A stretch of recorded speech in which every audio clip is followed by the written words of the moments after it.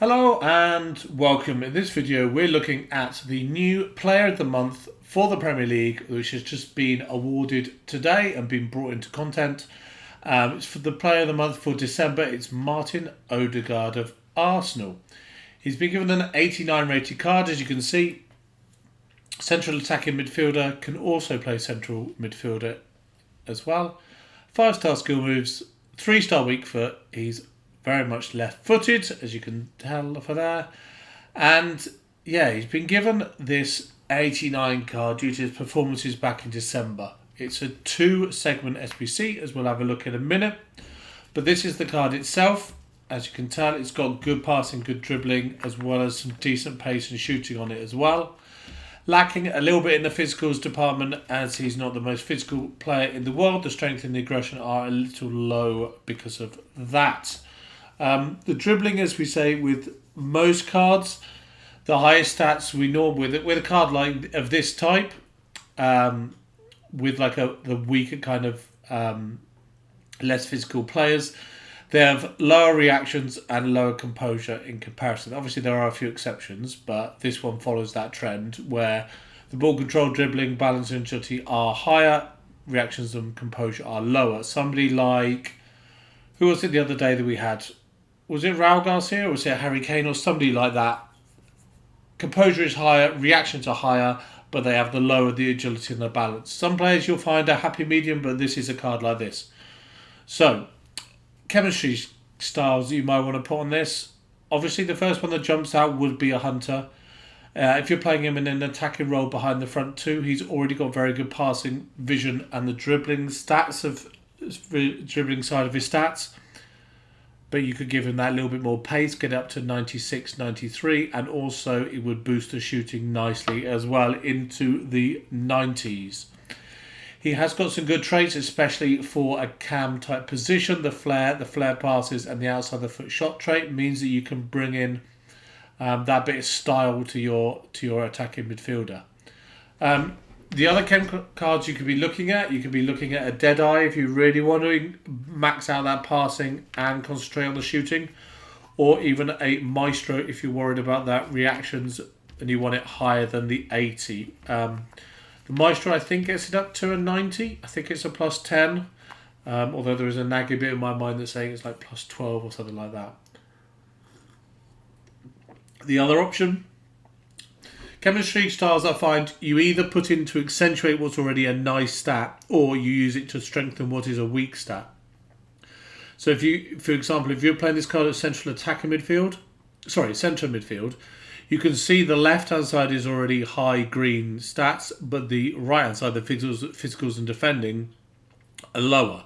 So even though you're not going to get them high stats, you could put a defensive card on this, like an anchor, like a sentinel, like something along those lines, a backbone even, to boost up the physical strength, aggression, and the tackling side of things. But some people will look at it and say, a Hawk maybe, you boost the pace, the shooting, and the physicals. It all depends on how you want to play a card like this and how you want to bring it into your team. The card itself, it costs 2 segments. It's an 82 rated squad with an Arsenal player. That gets you a gold pack back. And then an 85 rated squad for a prime mixed players pack. And that 85 has to have a Premier League player and a Team of the Week player. So it's 22 cards in total. Obviously, you do get those packs back, which could get you something worthwhile out of it. But as you see, Martin Ødegaard joins I think we have quite a few Arsenal players with special cards because they generally just do get special cards. So he will join Jesus as an 89 rated special card. Jesus also 5-star skill moves, 3-star weak foot. That's Ødegaard Player of the Month. And then his 88 card. Oh, he's been given an extra on the weak foot, I see. That's good. Useful. Looks like he's been given a plus 2 pretty much everywhere from his road to the knockouts. Plus 1 or plus 2. Or plus 3 on the stamina actually as well. So, yeah, nice stats all round. And yeah, as you can see, he joins a raft of Arsenal special cards. Jesus, Ødegaard, Saka, White, Zinchenko, Smith Rowe, Martinelli, Gabriel, Saliba, all those players. Lots of special cards. What was this for? Another team of the week. So as you can see, he will link well to them. He will also link well to a certain player who quite a lot of people still have in their teams. Where are we? Erling Haaland. The Premier League link, the Norwegian link will serve you well here. Obviously, they're not the same club, but other than that, they are as good a link as you're going to get between players. And Ødegaard will fit right behind Haaland, passing through to him if you play a formation like this, for example. So yeah, there are pros, there are cons to this card. Some people will say the reactions are tough. Some people will say that there are players who already play in this position. For example, let me just show the ones that I've got.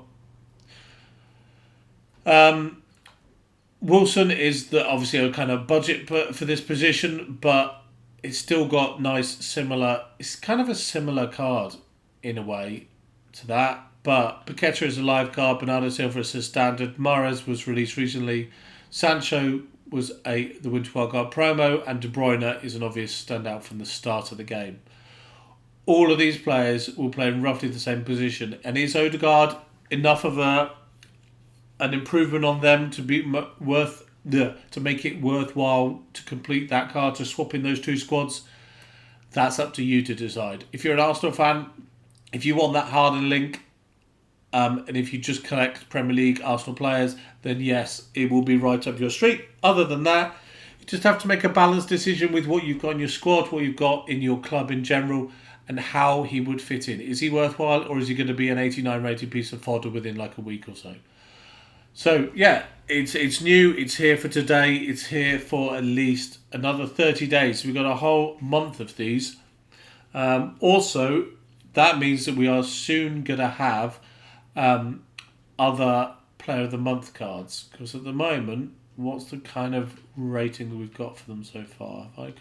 Is there a separate section for them? There's not, is there? I thought there was going to be one of these who just straight up Player of the Month cards, but can't seem to see them.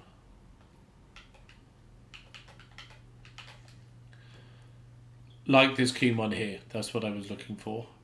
So yeah, we will see. Hopefully some more Player of the Month cards without, because for quite a lot at the end of last year, we had like 3 or 4 of them active at one point, available for completion. Obviously, we'll be due a Ligue 1 one, a La Liga one, a Serie A one, and a Bundesliga one.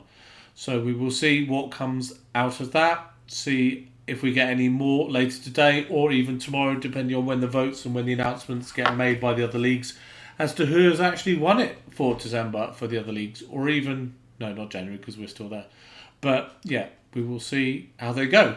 Other than that, I wish you well. We'll see what comes out at 6 o'clock. We've got Centurions Team 2 coming out in about 20 minutes. And the other thing is that the swaps tokens here at the end, these Winter Wildcards, you've got 20 minutes left to redeem them. So go redeem them. Go spend your Winter Wildcards. Make sure you haven't got any left. Okay, that's all for now. Thank you very much. See you later. Bye-bye.